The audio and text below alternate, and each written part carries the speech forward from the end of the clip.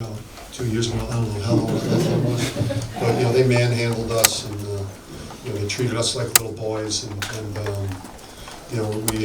we rose up to the challenge of physicality in this game with a bunch of young guys, and Christian is a lone senior, to out rebounding by 4, to not just get beaten up by them, and kind of beat down and dominated, just shows the growth of the team. And then awesome crowd, man. Students were awesome. Our great fans were out, and they were the difference. Obviously Brendan Adams, huge game. Book dropped 23 on him, and Christian's first half put us in a position to have control of the game. Loved how Josh battled Voigt, and much better job on him this time, and the defensive work that we put in on Cumberland I thought was outstanding, led by Christian and Brendan. But big win. It's a validation for all the efforts and what we're trying to build here, and just how damn competitive we've been to win a game like that, and to get the big stop there after we're expecting to get the ball. So. How good does it feel to finally come out of overtime with a win? This is your 4th one this season, and then to get that on a defensive stop as well, like you mentioned, which has been a huge That was the 4th one. That was the 4th one. Lucky number 4. I thought that we were better. I thought James should have dribbled into an elbow pull-up on the last possession we had offensively. He just should have been a little more assertive, just going at a righty dribble there when we're up 1.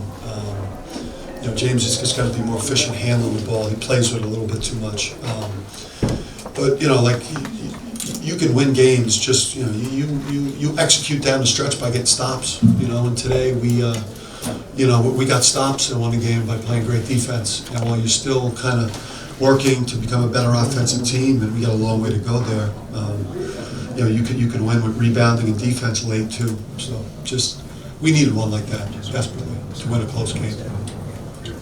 And the last 6 minutes of the half, the 16-2 spurt, looked like they were on the verge of maybe blowing it open up on Kent. Did you tweak something there to kind of change the tempo? No, it's just Brendan Adams stepped up. We got a couple stops. I think he got a transition 3. I'm not sure how he got the other 3, if it was off a stagger or whatever. I'm not sure how he got that, but no. I mean, listen, the program is progressed a lot. We don't. We don't give in. We compete. We've developed resilience and toughness, and we looked disappointed, not demoralized, and we just got back to playing. Yeah, Christian had a couple of Christian type shots, but he also ran down the loose ball, got a big offensive rebound. Is that kind of the good and bad for Christian? Yeah, so there you go. So angel and the devil. But I would say just the work that he did. Brendan also did some work on Cumberland too, defensively. But Christian's probably 80% of that on Cumberland. If you would have told me that he'd do that defensive job, had the first half he had, but then if the Christian did Vitalis a couple times in the second half there, but the good far outweighed the bad over the course of the game. Dan, this is like the 30th anniversary of the opening of Gampel, and this sort of day, do you remember what Gampel Pavillion's like? Yeah, I mean, I saw Rod Sellers yesterday as we were finishing up practice, and I saw guys. I saw Scott Burrell sitting behind the bench. I know Coach was in the building. I didn't see him. It's great that at this point in the season, everyone wanted to come in here and have a great UConn basketball day with those former guys in here, and I don't want to say there was pressure on us, but we needed to step up today with an amazing crowd, and those amazing Huskies that got this thing started here. So I think it's fitting that they were in the building here, because now you have, you have another group of Huskies on the court today, young Huskies, and older Huskies that are now start this next era that will hopefully, yield a lot of the same that those teams achieved. Dan, as given the freshmen can be unpredictable, but still, how comfortable do you feel when James has the ball in his hands in a big spot, that he can make something happen? I feel like he's got as a ball handler, and you can see it, it's a little, when he gets the shot off, almost no matter where it is, I feel really good that it's got a great chance to go in. Sometimes his path to getting the shot up is a little bit of a roller coaster ride, because he's got to tighten his handle up. He's got to learn to make one great move and then have a counter. Bless you, and then have a counter. But yeah, you see it. This guy. There's so many big moments and big games ahead for that guy, and to do it against a team that's that physical was an impressive. His last 2 games against 2 of the most physical teams in the country and 2 great defensive teams. Not in a bye game. Dan, what was going through your head those final 2.7 seconds in overtime? Were you worried that might be a foul called at the end, or what were you thinking?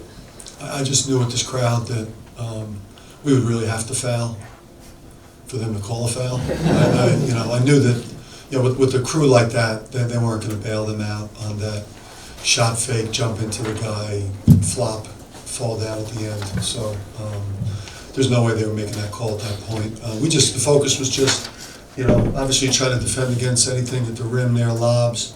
So we went with our 3 biggest guys there. We put a Cook on the ball because we knew they didn't have time to throw it in and then run that inbounder in. So we were pretty safe with just a Cook trying to take away the lob with his length by doing jumping jacks. And then with Isaiah and Josh, they were able to take away their interior guys, and Christian just made a great defensive play. I felt good about it. When he pointed to the other end, I obviously didn't feel good about that. But. Yeah, after the Tulsa loss, you talked about Christian, and he's been through so much, and when he gets older, he's going to be able to look back and see where the program's going. How good is it for you to see him get a win with this?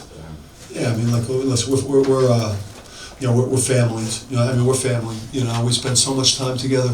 We have such during this window of time that we spend together, the 4 years or the 2 years or however long you have these guys, you truly are family. The relationships run really deep, and they become like your children. And some days you're mad at them, and some days you're proud of them, and some days you're frustrated. And the thing about Christian is he's got some. He's like Iron Man or something. He just plays through everything that's kind of gone on around him in his 4-year career. So,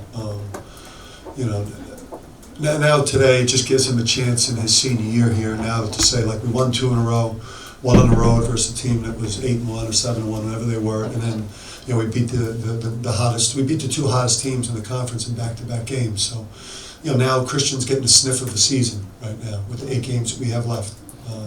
So we just wanted to try to put him in a position to have a season this year and to feel like he's playing for something late in the year.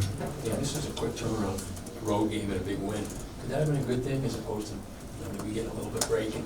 Yeah, no, the way that the league sets up for the University of Connecticut, it's always, I like the 2 days in between. I don't always love flying 4 hours from the place that's really, really far away in the Midwest, get in at 4 o'clock in the morning, get back to campus at 5, make sure these kids are at their 8 o'clock class.